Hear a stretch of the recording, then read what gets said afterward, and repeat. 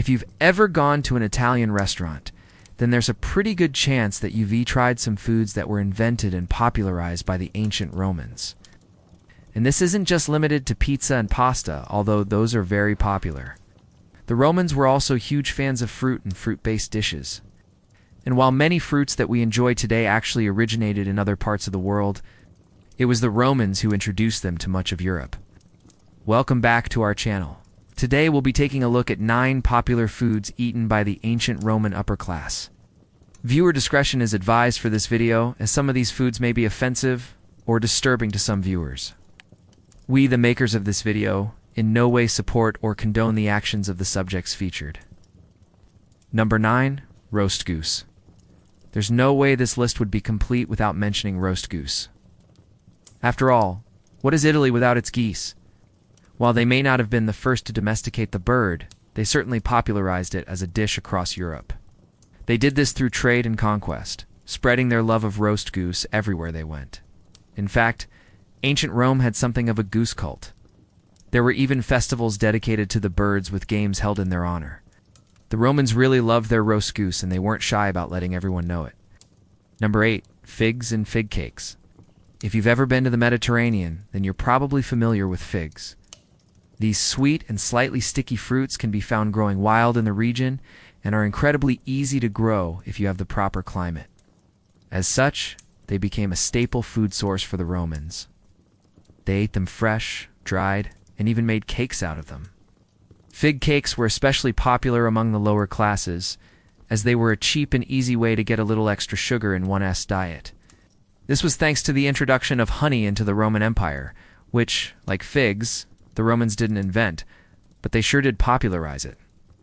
The popularity of fig cakes eventually spread outside of the Roman Empire and into Greece, where they became a common part of many religious ceremonies. Number 7. Moratom. Moratom was a traditional Roman appetizer consisting of fresh herbs, vinegar, garlic, and cheese mixed together with crushed pepper and salt. It was so popular that recipes for it have survived through the ages, and it remains a staple of Italian cooking to this day. While today, it's often served as a kind of pesto with bread or crackers. Originally, it was more of a dip. The ingredients would be ground up together with a mortar and pestle until they formed a thick paste, which would then be spread over slices of bread. Sometimes the mixture would be so thick that it would even be spooned onto the bread rather than spread. Either way, it was a delicious and surprisingly healthy appetizer. Number 6. Salad. May sound like something straight out of Game of Thrones, but it's actually an ancient Roman porridge made from wheat flour and water. It wasn't exactly fancy food, but it was filling and cheap, making it perfect for the masses to make it. The flour and water would be boiled together and then seasoned with salt and sometimes other ingredients depending on the cook's preference. Some recipes called for the addition of vegetables or fruit, while others included nuts or cheese. The possibilities were really endless, and since it was a very bland dish, this gave people lots of opportunities to experiment with flavor. It may not sound like something you'd want to eat today, but remember that this dish was eaten by the poor. Often the only other options were things like sawdust mortar. Number 5. Malsum. Malsum was a drink that originated in ancient Greece, but it was the Romans who perfected it. It consisted of wine mixed with honey and spices, and it was so popular that taverns across the empire were selling it by the goblet. The recipe for malsum varied depending on where you bought it.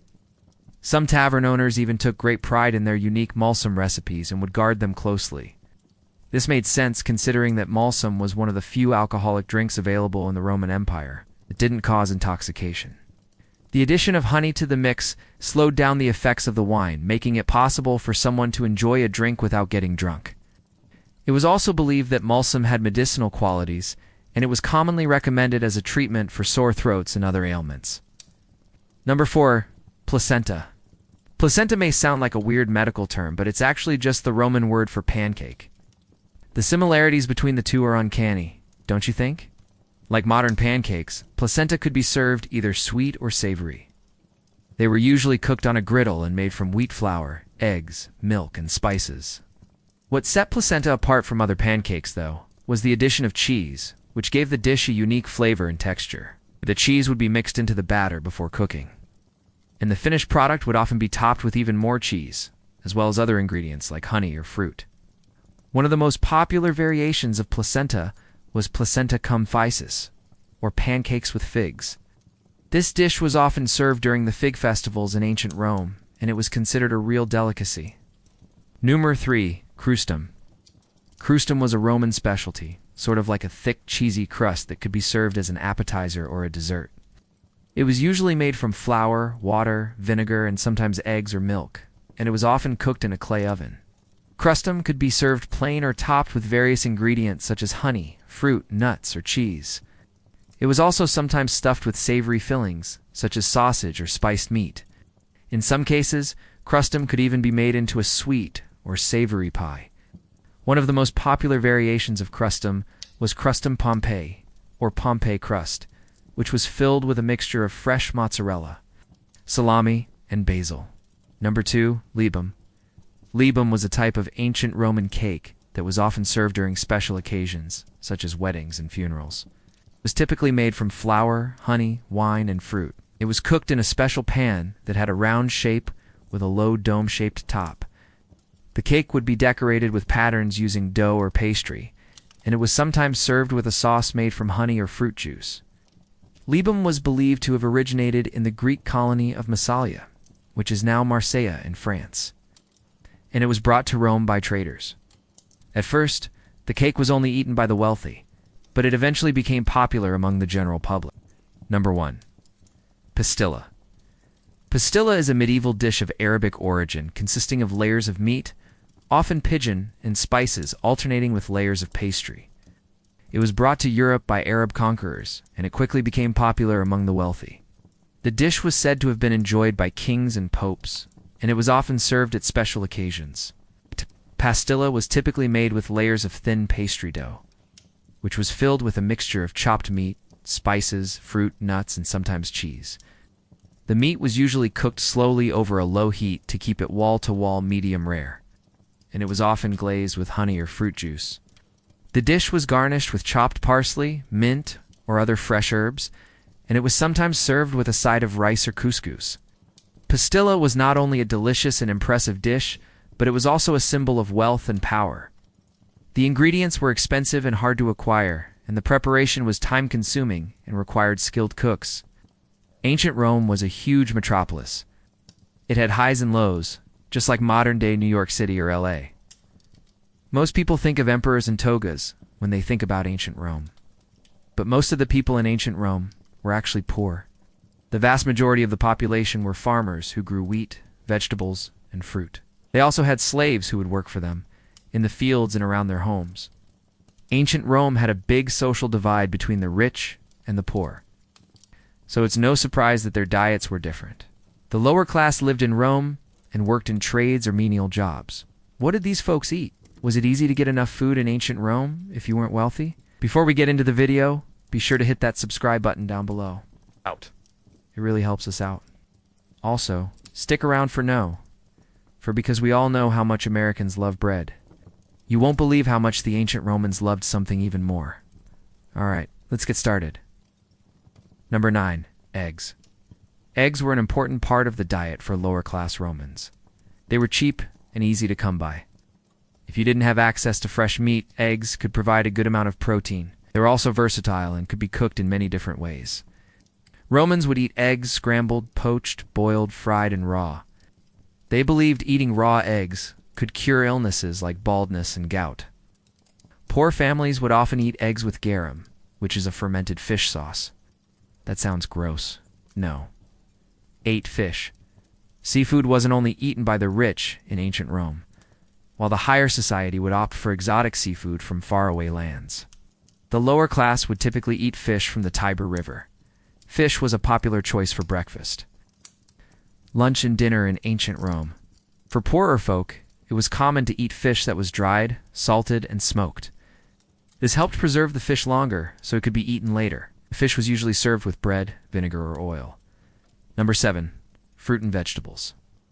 While the upper class in ancient Rome enjoyed exotic fruits imported from other lands, the lower classes typically ate locally grown produce. Common fruits at the time included grapes, figs, olives, pomegranates, and apples. They would make wine from the grapes, vinegar from figs, and olive oil from, you guessed it, olives. The lower class would grow vegetables like cabbage, carrots, onions, lentils, barley, and spelt. When cooking, they might use a terracotta or bronze pot over an open fire. No. 6. Bread. Bread was a staple in ancient Rome, just like it was back home. It was common for bakers to leave out stale loaves of bread for poor people. These people would then take the bread and either eat it as it was or make something else with it. Sometimes they would soak the bread in vinegar or olive oil to make a type of soup. This was known as pulse. Poorer folks also made a kind of porridge out of stale bread. This dish was known as polenta, which is similar to the Italian dish we know today. To make this gruel, the bread would be boiled for a long time until it turned into a thick soup. Herbs, fruit, or nuts could sometimes be added to this dish. No. 5. Cheese. Goat cheese was a popular food in ancient Rome, especially among the lower class. Goats were seen as symbols of fertility and prosperity, so everyone kept them around. In addition to their meat, they prized their milk and cheese. Most goats were female, so there was plenty of goat's milk around. The milk would be turned into cheese very quickly after milking. Sometimes the milk would be curdled with rennet, an enzyme found in the stomachs of young goats. Other times, acid from vinegar or the juice of sour fruits would be used to curdle the milk. Once the milk turned into cheese, it was put into molds made from wood, leather, or metal. The final result would often be eaten with bread, fruit, or honey. No. 4. Garum. We mentioned earlier that lower-class Romans often ate eggs with garum, but this fermented fish sauce was also eaten with other dishes. It was especially popular among the lower class because it was inexpensive and packed a lot of flavor. Garum could be made from any type of fish, but usually only the less desirable parts of the fish were used. After the fish was chopped up, it was salted and left to ferment in clay jars for months. During fermentation, the liquid would separate from the solids, and the liquid was what was used to add flavor to other dishes. That sounds vile. I don't know about you, but I wouldn't be caught dead eating that. No. 3. Pork. While beef was popular across all social classes in ancient Rome, pork was especially popular among the lower class. They typically raised their own pigs, and when they butchered the pigs, they saved the parts that most people wouldn't eat. They would then boil these parts for a long time to make a dish known as buccellatum. This dish was made from pig's feet, ears, and intestines. As you can imagine, this dish wasn't high on the list of delicacies, but it was delicious to those who ate it regularly. No. 2. Chicken. Raising chickens was a great way for poor Romans to make some extra money. Chickens are relatively easy to raise, and they can be sold off as meat when they are old enough. Chickens were eaten across all social classes in ancient Rome, but were especially popular with the lower class. They were typically roasted whole and then served with vinegar or oil. Sometimes they were served with garum as well. Chicken dinner would have been a treat for lower class Romans. They usually ate whatever they could get their hands on. No one. Quail. Quail was a popular food for the lower class in ancient Rome. This small game bird was hunted in the wild and could be prepared in a variety of ways. Quails were often stuffed with herbs and spices before being roasted over an open fire. They were typically served with bread, fruit, or vegetables. It was said that quails were a symbol of good luck and prosperity, so it was a nice change of pace for the lower class to enjoy them from time to time. Alright guys, that's all for now. Thanks for watching. Be sure to hit that subscribe button down below so you don't miss any of our videos.